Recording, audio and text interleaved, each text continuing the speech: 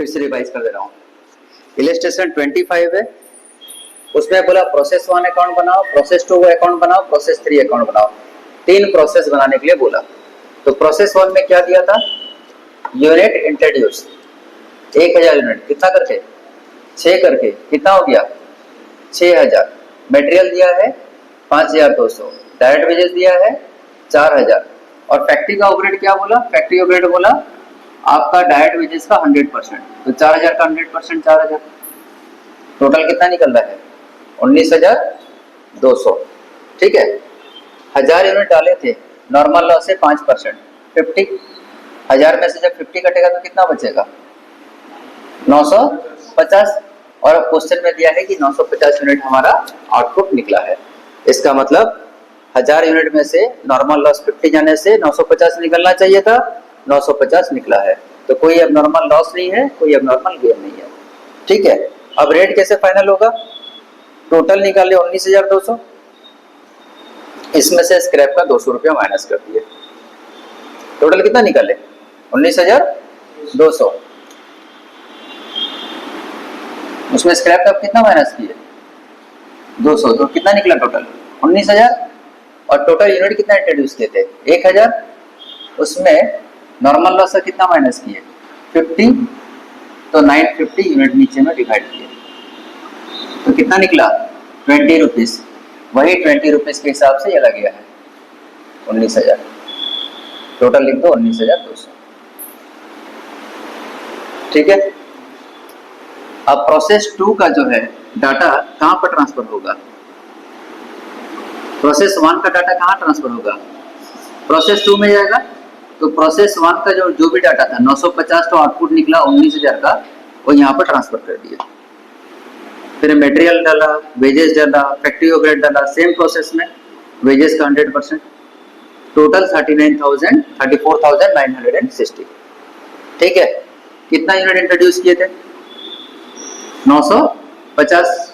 Introduce कितना किए थे यूनिट? 950। आउटपुट कितना निकला? 840 बाय प्रोसेस 3 अकाउंट।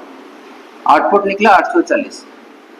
950 यूनिट डाले थे, आउटपुट निकला 840। लॉस कितना हुआ? 110। क्वेश्चन में पहले से बोल दिया था नॉर्मल लॉस 95 है, तो उसके ऊपर जो भी एक्स्ट्रा लॉस हो रहा है उसको क्या बोलेंगे? एबनॉर्मल लॉस बोलेंगे। अब एबनॉर्मल लॉस का रेट कैसे कैलकुलेशन होता है? ठीक है, टोटल कॉस्ट हमारा 34,960, यहाँ पर जो निकला था 34,960 टोटल निकला था हमारा। ठीक है, उसमें स्क्रैप बेच के कितना पैसा मिला? 760। स्क्रैप को माइनस करोगे तो कितना बचेगा? 34,200 मेरा नेट कॉस्ट है। ठीक है, और डिवाइड करोगे नंबर ऑफ यूनिट के साथ। 950 यूनिट हम लोग डाले थे, नॉर्मल लॉस 95 सोचे थे, कटने के बाद इतना यूनिट निकलना चाहिए था, तो डिवाइड करने के बाद जो निकलेगा वही है हमारा रेट। उसी रेट के हिसाब से अब नॉर्मल लॉस का कैलकुलेशन करना है। 15 यूनिट का 4 करके, 15 यूनिट है ना, 4 करके कितना होगा? हाँ 40 करके, 15 यूनिट का 40 करके 600। और प्रोसेस 3 में कितना यूनिट बचा है? 840 यूनिट बचा है। इसका भी रेट वही रहेगा 40।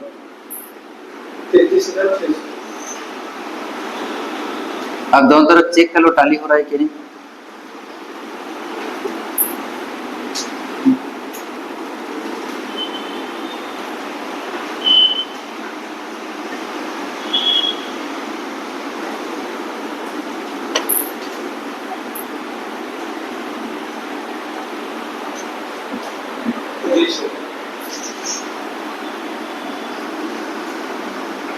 वाह,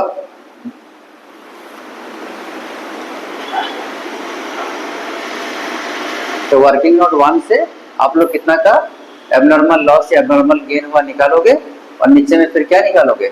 उसका रेट भी निकाल के दिखा दोगे वर्किंग नोट 1 से। उसके बाद क्या करेंगे? अगर एक एबनॉर्मल लॉस हुआ है तो एक एबनॉर्मल लॉस अकाउंट भी बनना चाहिए, है ना? उसको बनाएंगे बाद में। पहले प्रोसेस 1, प्रोसेस 2 और प्रोसेस 3 को खत्म कर देते हैं, तीनों प्रोसेस को कंप्लीट कर देते हैं।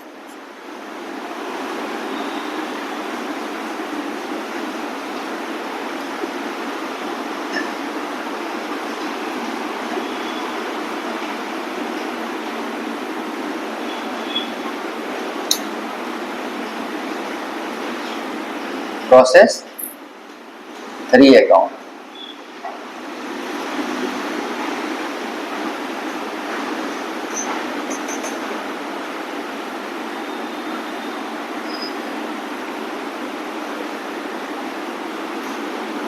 प्रोसेस 2 से जो भी निकला, प्रोसेस 2 से जो भी निकला कहाँ ट्रांसफर होगा? प्रोसेस 2 से जो भी निकला वो प्रोसेस 3 में ट्रांसफर होगा। क्या बोल के दिखाओगे? 2 प्रोसेस 2 अकाउंट। कितना यूनिट आया? 840।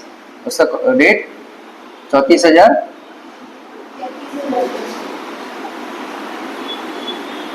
33,600 के हिसाब से। फिर मटेरियल, लेबर और फैक्ट्री ओवरहेड क्या क्या है बताना पड़ेगा। 2 मटेरियल,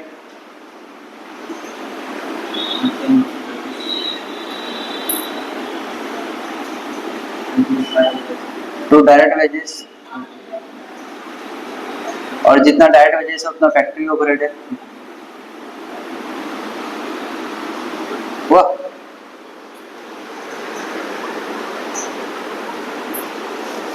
अब क्या बोलता है? नॉर्मल लॉस कितना परसेंट होगा? दिखाओ। By normal loss account 840 unit का 15% निकाला। कौन सा रेट में बिकेगा वाला? एट द रेट ऑफ 10 करके 1260। ठीक है। अब फिर से सीध बनेगा वर्किंग नोट 2। वर्किंग नोट 2 में क्या दिखाओगे? कैलकुलेशन ऑफ एबनॉर्मल लॉस और एबनॉर्मल गेन। हमारा लॉस हो रहा है या फिर हमारा गेन हो रहा है, ये हमको चेक करना है ना।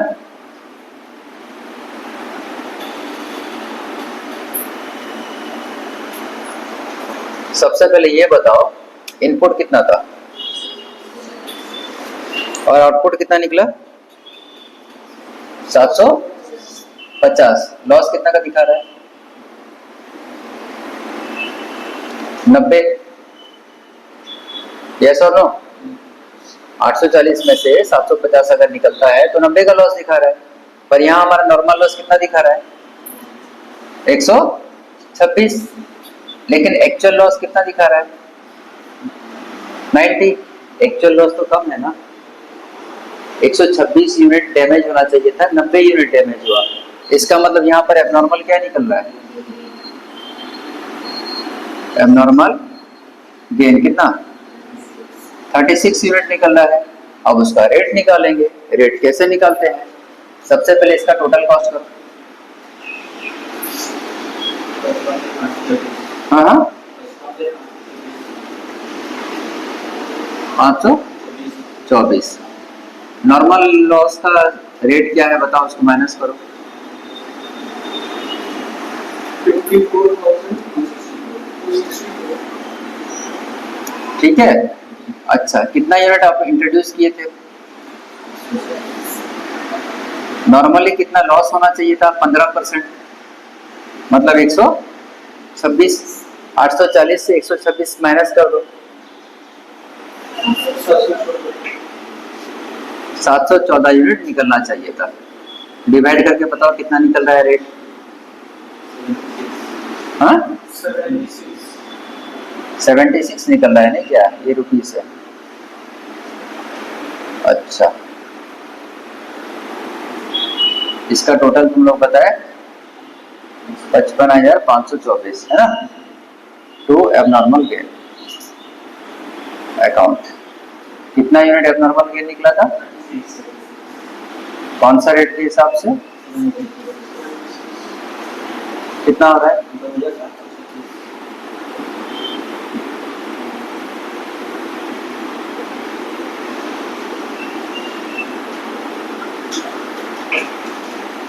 टोटल 58,000। प्रोसेस 3 कंप्लीट होने के बाद कहाँ जाएगा सारा सामान? फिनिश गुड्स में जाएगा।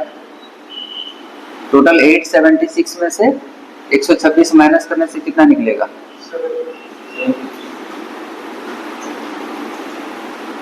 7 एट द रेट ऑफ कौन से भाव के हिसाब से? बताओ कितना निकला? 57,000।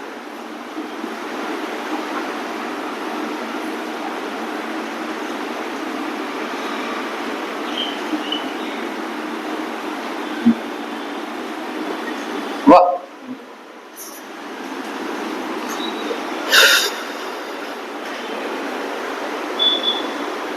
ठीक है, समझ में आ रहा है? अब क्या बनाएंगे? एबनॉर्मल गेन अकाउंट और एबनॉर्मल लॉस अकाउंट बनाएंगे। ज्यादा जगह तो है नहीं, यहां पर कोशिश करता हूं बनाने का।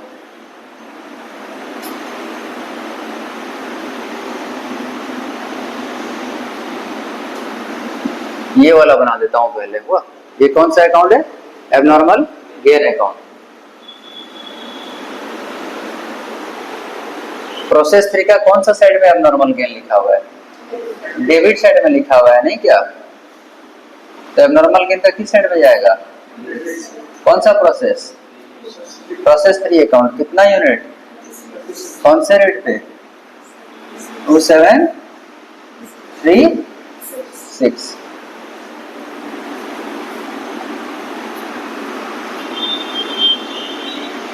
वाह, अच्छा, तो अगर ये 36 यूनिट को हम लोग नॉर्मल लॉस के हिसाब से बेच रहे थे तो कितना में बेचते? 10 करके कितना रुपया मिल जाता? 360 मिलता है कि नहीं मिलता? 360 तो कंफर्म मिलता ना हम लोग को 10 के हिसाब से। तो 360 के ऊपर जो पैसा मिला वो एबनॉर्मल गेन है वाला। कहाँ ट्रांसफर करोगे? Costing profit and loss account में ट्रांसफर करोगे।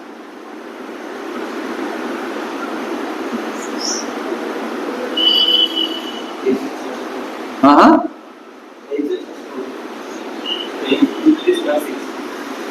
2376 यहाँ 362736। वाह,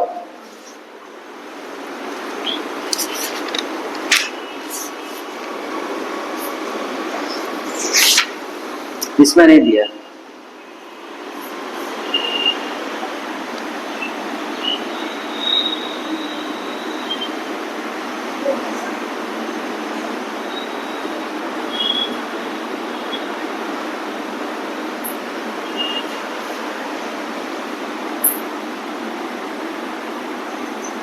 इसमें आप यूनिट कलम नहीं बना के खाली अमाउंट कलम डाल दो, ठीक है?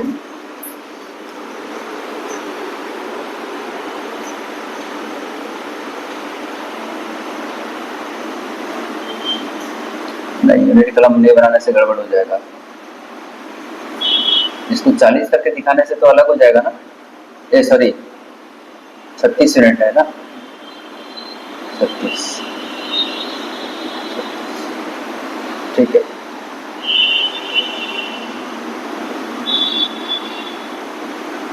छत्तीस ही हुआ था ना। एबनॉर्मल गेन अकाउंट, ठीक है। फिर तो कौन सा अकाउंट बनाना सीखोगे? एबनॉर्मल लॉस अकाउंट, उसको बनाना सीखोगे। चलो,